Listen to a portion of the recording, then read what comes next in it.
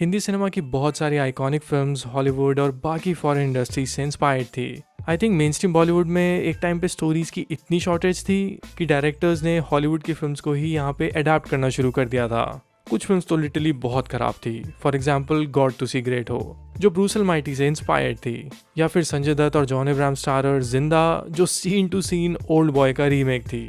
But इसके अलावा there were definitely some fine adaptations in Bollywood from Hollywood. आप इन्हें इंस्पायर्ड कह लो, कॉपीड कह लो, एक homage to your favourite film कह लो, पर ये सभी फिल्म्स इंस्पायर्ड होते हुए भी काफ़ी एंटरटेनिंग थी और सिनेमैटिकली काफ़ी स्ट्रॉन्ग थी। My name is Vishal and in this video I'm going to tell you about the best Indian remakes of Hollywood films. बहुत इंटरेस्टिंग वीडियो होने वाली है, सो इसे एंड तक ज़रूर देखना। अब कुछ लोग विश्वास नहीं करते, पर जिंदगी में चमत्कार होते हैं जी। हाँ। नंबर 10, गरम मसाला। मेरे चाइल्डहुड की one of the favourite comedies Garam Masala was actually inspired from a classic Hollywood film Boeing Boeing, जो 1965 में रिलीज हुई थी। दोनों फिल्म्स की स्टोरी सेम है। We see one character dating multiple people और उसके सभी पार्टनर्स एयर हॉस्टेसेस हैं। कैसे उनका पूरा घर एक केओस बन जाता है उस कंफ्यूजन में। पूरी फिल्म की कॉमेडी उस सिचुएशन में दिखाई जाती है। लड़कियों के मामले में क्या है कि जो लड़की हमें चाहिए उसे हम नहीं चाहिए, और जिसे हम चाहिए वो किसको चाहिए। Number 9, Baazigar.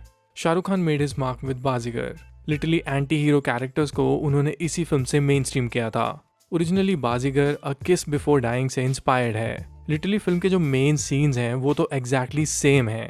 फॉर एग्जाम्पल ये मर्डर सीन, जहाँ ये कैरेक्टर अपने लवर को बिल्डिंग से धक्का मार देता है। बाजीगर उस एरा के मेन स्ट्रीम सिनेमा के लिए एक स्ट्रॉन्ग फिल्म थी। That is why I count it as a good remake. 15 साल से जो खून मेरी माँ की आंखों में आंसू बनकर रिश्ता रहा, अब सैलाब आएगा मदन चोपड़ा। नंबर 8, एक रुका हुआ फैसला।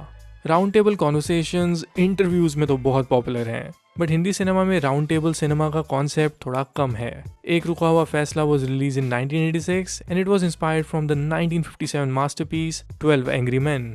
दोनों ही फिल्म्स सेम स्टोरी पे बेस्ड हैं, where we see all these angry man having conversations around a round table. ये कॉन्वर्सेशंस बहुत वॉयलेंट भी हो जाती हैं एक वक्त, और फिल्म जैसे जैसे आगे बढ़ती है काफ़ी चीज़ें रिवील होती हैं। The Hindi remake features some great actors like Pankaj Kapoor, Anu Kapoor, and the film was directed by Basu Chatterjee. अगर देखा जाए तो जो 12 एंग्री मैन है, उस तरह की स्टोरी को हिंदी सिनेमा के लिए अडाप्ट करना, आई थिंक अगर ऐसे रीमेक्स हम बनाएं तो काफ़ी अच्छा रहेगा। इसीलिए आई फील कि एक रुका हुआ फैसला might not be a masterpiece, but it was definitely a fine remake of 12 angry man. 11 लोगों की राय कसूरवार है और बेकसूर क्या हमेशा एक न एक निकल ही आता है। नंबर 7, ऐतराज़। ओके, ऐतराज़ मुझे अब उतनी पसंद तो नहीं है, because film making point of view से ये काफ़ी आउटडेटेड हो चुकी है। बट जिस तरह की इस फिल्म की स्टोरी थी, definitely audience main stream cinema में उस तरह की स्टोरीज देखने के यूज टू नहीं थी। ऐतराज़ में हम देखते हैं कि एक प्लान्ड कॉन्स्पिरेसी के थ्रू एक fake rape case main character पे लगाया जाता है। ओरिजिनली ऐतराज़ 1994 की हॉलीवुड फिल्म डिस्क्लोजर से इंस्पायर्ड है। उस फिल्म का भी सेम प्लॉट था। माइकल डगलस की जिस तरह की उस फिल्म में परफॉर्मेंस थी, वो मेरी आज भी वन ऑफ द फेवरेट्स हैं। आजकल ऐसी फिल्म्स हॉलीवुड में भी नहीं बनती हैं, so if you are looking for a erotic drama thriller, then disclosure is definitely a recommendation. She said you sexually harassed her. She harassed me. Get back here and you finish what you started or you're dead. Do you hear me? You are dead. Number 6, taxi number 911। I think ये film आज भी बहुत relevant है। Film का जो originally premise था वो changing lanes film से इंस्पायर्ड था। उस फिल्म में Ben Affleck plays the same role as John Abraham and Samuel L Jackson उस फिल्म में टैक्सी ड्राइवर होते हैं, और इस फिल्म में as a taxi driver Nana Patekar को दिखाया जाता है।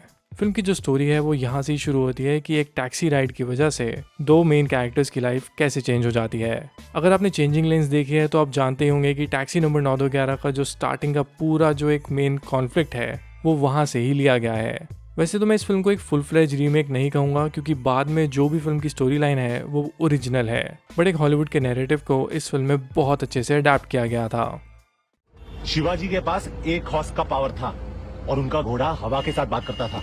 तेरे पास 18 हॉर्स का पावर है, गियर में डाल और बोल जय Maharashtra. Number 5, bang bang. I feel night and day जैसी फास्ट पेस्ड एक्शन फिल्म को रीमेक करना अपने आप में ही चैलेंज है, क्योंकि बॉलीवुड ऑडियंस उस तरह के एक्शन को देखने के यूज टू नहीं थे, स्पेशली इन 2014 जब ये फिल्म रिलीज हुई थी। सो इन माई ओपिनियन जिस तरह से इस फिल्म में एक्शन को रिप्रेजेंट किया गया था, कीपिंग इन माइंड कि ये फिल्म एक नाइट एंड डे का रीमेक है, I think Siddharth Anand did a fabulous job. मान कर निकलता हूँ कि ये मेरा आखिरी दिन है, so all I have is एक दिन। Number 4, Bluff Master. I think Indian audience को शायद पता ही नहीं होगा कि ब्लफ मास्टर एक्चुअली में 2 फिल्म से इंस्पायर्ड है। फिल्म की जो मेजर इंस्पिरेशन है वो अर्जेंटीनियन फिल्म 9 क्वीन से आती है, और फिल्म का जो क्लाइमैक्स है वो डेविड फिंचर की द गेम से इंस्पायर्ड है। In a way Bluff Master lived up to its name, like it literally bluffed the audience. But jokes aside, film मेरे लिए तो एक कल्ट स्टेटस रखती है। ब्लफ मास्टर का वर्ल्ड काफ़ी यूनिक था उस एरा की फिल्म्स के लिए। Abhishek Bachchan as a con artist and Riteish as a sidekick and Nana Patekar playing this weird corp.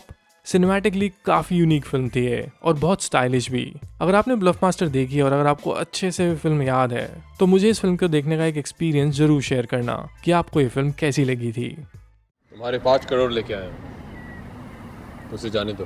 5, 10, 15 crore पैसे की कोई फिक्र नहीं है। इमेज का फलूदा कर दिया, वाट लगाई तूने। नंबर 3, लाल सिंह चड्ढा। फॉरेस्ट गम जैसी ऑस्कर विनिंग फिल्म का रीमेक बनाना डिफिकल्ट है।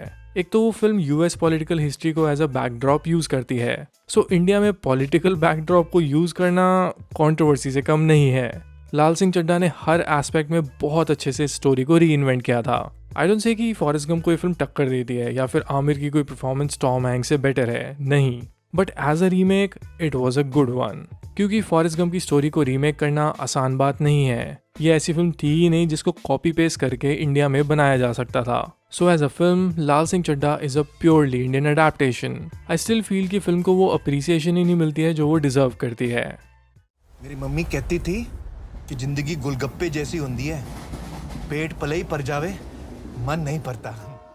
Number 2, Rocky Handsome. John Abraham की action film Rocky Handsome South Korean film Man from Nowhere का रीमेक है। ऑफिशियल रीमेक, पैसे दे के खरीद के राइट्स लेके बनाया गया रीमेक।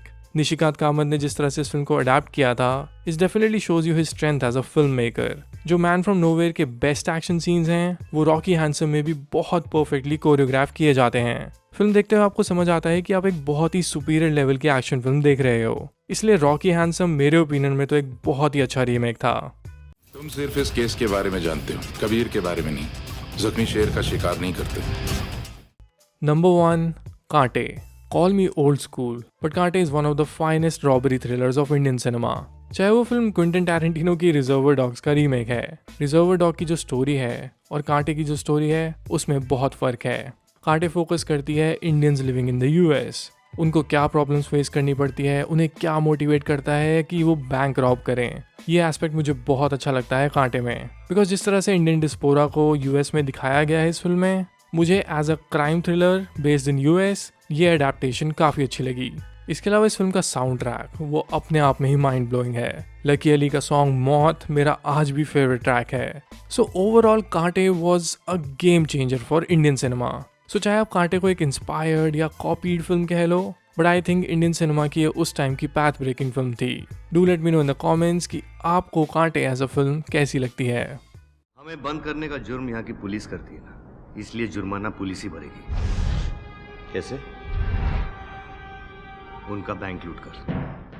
ऑलराइट देन, वीडियो खत्म करते हैं। ये तो थे वो हॉलीवुड से इंस्पायर्ड रीमेक्स जो मुझे लगता है बॉलीवुड ने काफ़ी ढंग से बनाए। आपका ओपिनियन मेरा ओपिनियन डिफरेंट भी हो सकता है, which is completely okay, but do let me know in the comments कि आपके टॉप 3 रीमेक्स इन सभी मूवीज़ में से कौन से थे। मैं सभी के कमेंट्स पढ़ता हूँ, so definitely drop your comments. Alright then, I see you in the next video. Till then, keep watching Film Companion Local for more videos like these.